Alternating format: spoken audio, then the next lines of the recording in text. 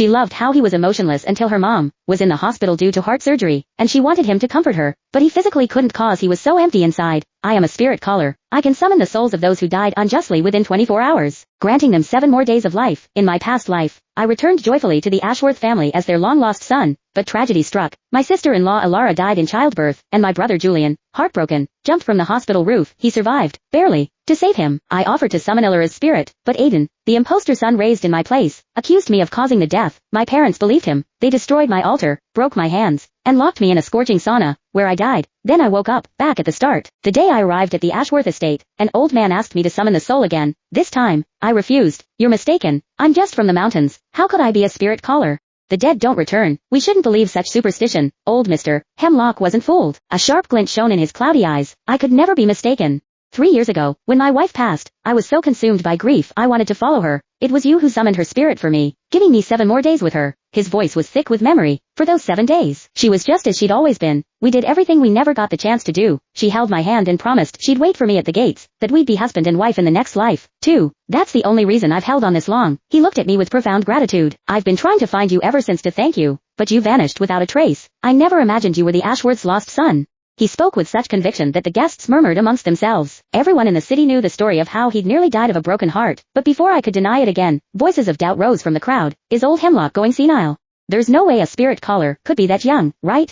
He's a dirt kicker from the boonies. I believe he was a carnival psychic before a spirit caller. I heard they found him running a fortune-telling stall under a bridge. He probably just used some cheap trick to fool Mr. Hemlock. He's just a poor kid from the sticks. We all know the type. They'll do anything for money. All eyes turned to me, filled with contempt. Aiden shot a satisfied glance at his cronies before turning to me, his face a mask of fury. Leo, he boomed, his voice dripping with indignation. Mr. Hemlock is a respected elder in this city. He helped the Ashworth family in our darkest hour. How dare you, an Ashworth by blood, prey on him with your scams?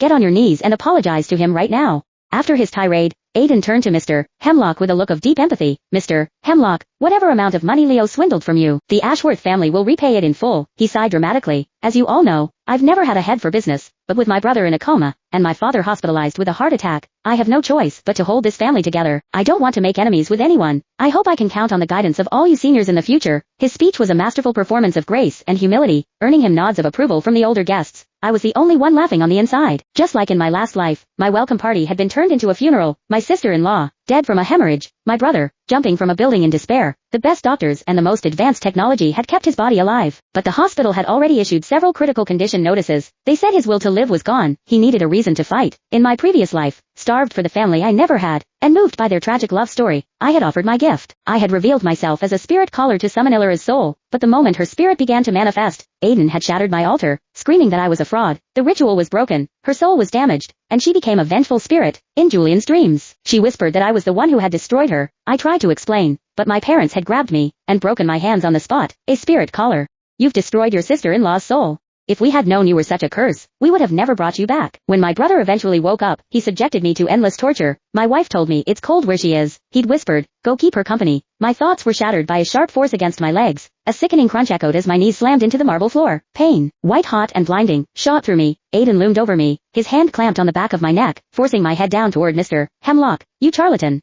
If you want to be part of the Ashworth family, you'll kneel and beg Mr. Hemlock for forgiveness. 2 hulking bodyguards pinned my shoulders, making it impossible to move. Mr. Hemlock waved his hand, trying to protest and help me up, but Aiden cut him off. Mr. Hemlock, the Ashworth family is facing a crisis from within and without, and now we discover this con artist in our midst. It's a disgrace, he declared righteously. As the only man left to manage things, I have to teach Leo a lesson. I have to purge him of this corruption. He sounded so noble. Anyone who didn't know better would think he was a saint. I knew his true nature. I had already died by his selfish, cruel hands once before. This time, I wanted no part in their drama. Let them tear each other apart. Whether the Ashworth family lived or died had nothing to do with me. Before the guards could shove me down again, I pushed myself to my feet and spoke, my voice calm and clear. There's no need to teach me anything. My words hung in the air. The adoption ceremony hasn't officially happened yet, has it? I'm not an Ashworth now, and I have no intention of ever stepping foot in this house again. I spoke with a finality that left no room for doubt, no trace of longing. Aiden's face flickered from confusion to a flash of pure, unadulterated joy. He quickly masked it with a wounded expression. Leo, I just scolded you a little, and now you're disowning the family. If word of this gets out, people will think I, the adopted son, bullied you into leaving. He took it a step further. You're reminding me that I'm the one who should go, not you. Aiden was really getting into character, his eyes welling up with tears. Aiden is the child I raised for over 20 years. I'd like to see anyone try to make him leave.